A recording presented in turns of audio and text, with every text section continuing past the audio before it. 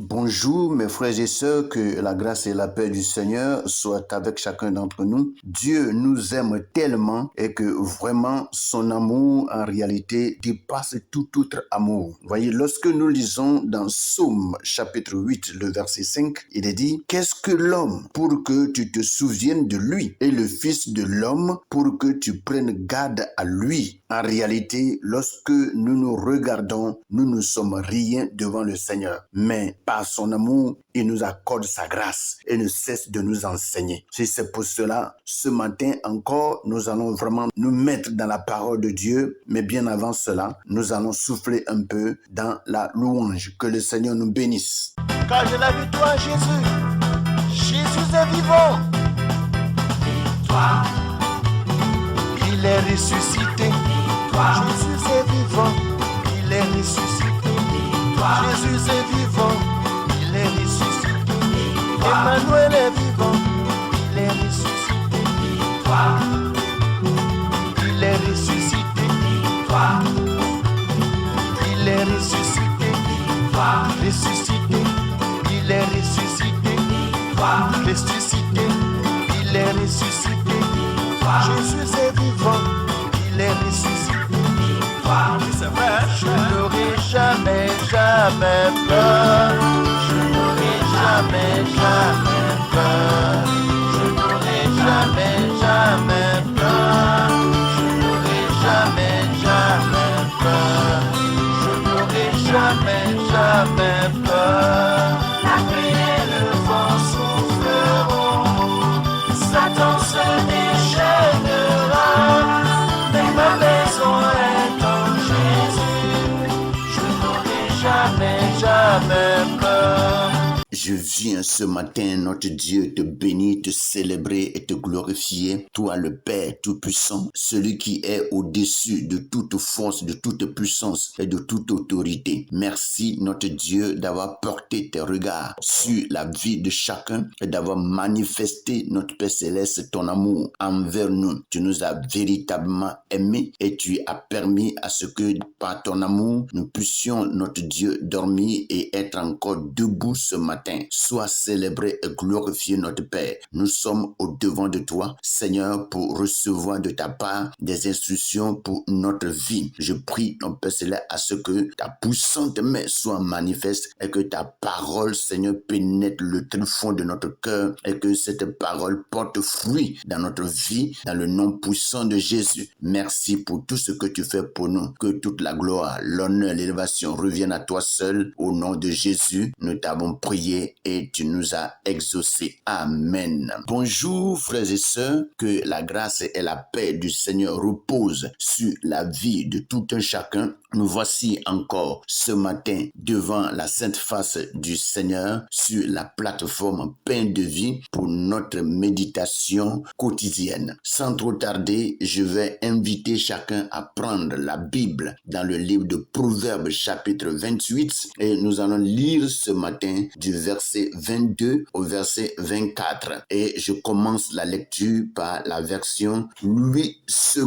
Il est écrit: un homme envieux a hâte de s'enrichir et il ne sait pas que la disette viendra sur lui. Celui qui reprend les autres trouve ensuite plus de faveur que celui dont la langue est flatteuse. Celui qui vole son père et sa mère et qui dit « ce n'est pas un péché » est le compagnon du destructeur. Voici ce que Louis II nous dit et nous allons partir rapidement dans la version français courant pour lire le même passage dans Proverbe 28 du verset 22 au verset 24. Et rapidement, je lis par le verset 22. Il est écrit: l'homme envieux se précipite sur la richesse sans douter qu'il attire sur lui la misère. Celui qui adresse des critiques reçoit finalement plus de reconnaissance que le flatteur, qui dépouille son père et sa mère en disant qu'il n'y a pas de mal à cela, fait la paix avec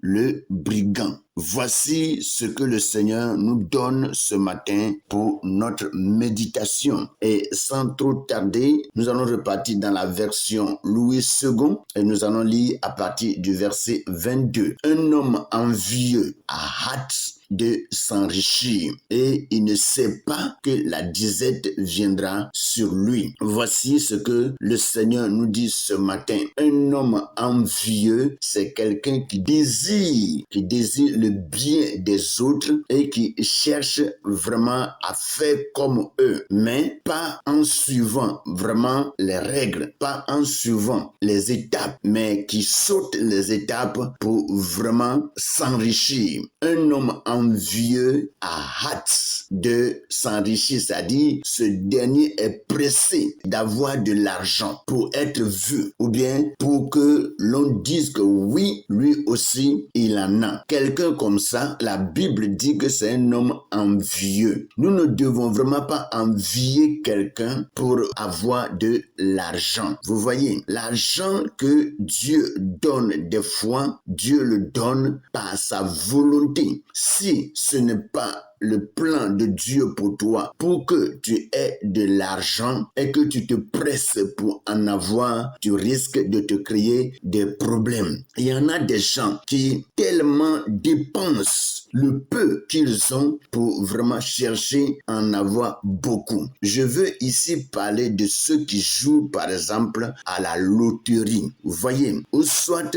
qui font des jeux en réalité qui soutirent de l'argent pour gagner de l'argent. Et très souvent, c'est des gens qui perdent vraiment le peu qu'ils ont. Et pour finir, ils n'ont rien. Et quand ils n'ont rien entre leurs mains, alors la faim vient les attaquer, la disette vient, la famine les rattrape. Et ils commencent à mettre les deux mains sur leur tête, mais ils ne peuvent pas pleurer. Mes frères et sœurs, Dieu dit, un homme envieux a hâte de s'enrichir et il ne sait pas que la disette viendra sur lui. Le français courant nous dit ceci: l'homme envieux se précipite sur la richesse sans se douter qu'il attire sur lui la misère. Pour quelqu'un qui vraiment croit jouer à la loterie pour gagner de l'argent, tu vas vraiment tomber dans la misère. C'est-à-dire le peu que tu as pour te nourrir, le peu que tu as pour te soutenir, tu vas aller donner à des gens qui sont très rusés et tu n'en auras plus. Alors tu deviendras pauvre et ta situation dernière sera plus forte que la situation première. Mes frères et sœurs, sachons vraiment chercher de l'argent. Nous savons que sans l'argent, il est difficile de vivre, mais chercher l'argent, il faut le chercher avec sagesse et intelligence. Sans cela, nous allons tomber dans des problèmes. Nous allons tomber dans des difficultés terribles. C'est ce que Dieu ne veut pas pour nous. En continuant dans la lecture, il est dit, celui qui reprend les autres trouve ensuite plus de faveur que celui dont la langue est flatteuse. Celui qui reprend les autres, c'est-à-dire si tu es quelqu'un qui reprend ton frère, qui reprend ta sœur dans le mal et qui vraiment t'écoute et tu arrives à le mettre sur le droit chemin, pour finir, ce dernier te sera reconnaissant. Et si ce dernier a quelque chose dont toi tu as besoin, il te l'accordera et tu auras sa faveur. Et c'est ce que la Bible nous dit, celui qui reprend les autres trouve ensuite plus de faveur que celui dont la langue est flatteuse. Il y a des gens en réalité qui vont rester à côté de toi, tout près de toi. Ils vont te voir commettre vraiment ce qui est mauvais, mais ils ne vont jamais ouvrir la bouche pour te dire ce que tu fais là, c'est mauvais. Non, ils vont te laisser continuer dans le mal jusqu'à ce que tu n'aies le dos au mur. Ça, ce n'est pas bon. C'est des gens qui ont vraiment la langue flatteuse. Et très souvent, ils vont être à côté de toi. Ils vont te flatter pour ce dont ils ont besoin auprès de toi. Vous voyez? Et si s'il y a quelqu'un qui a besoin de quelque chose auprès de toi, lorsque tu commets vraiment des erreurs, ce dernier ne va vraiment pas chercher à te mettre sur la bonne voie. Il va tout faire pour gagner ce que lui veut. Et toi, il va te regarder, te plonger dans des problèmes et tomber dans un gros trou. Et il y a des gens comme ça. Et c'est pour cela, lorsque nous sommes avec des gens, nous devons vraiment beaucoup faire attention. On doit beaucoup faire attention. Savoir celui avec qui nous sommes. Car il y a des langues flatteuses à côté de nous. Celui qui adresse des critiques reçoit finalement plus de reconnaissance que le flatteur. Quand tu adresses des critiques, quelqu'un fait quelque chose, tu critiques.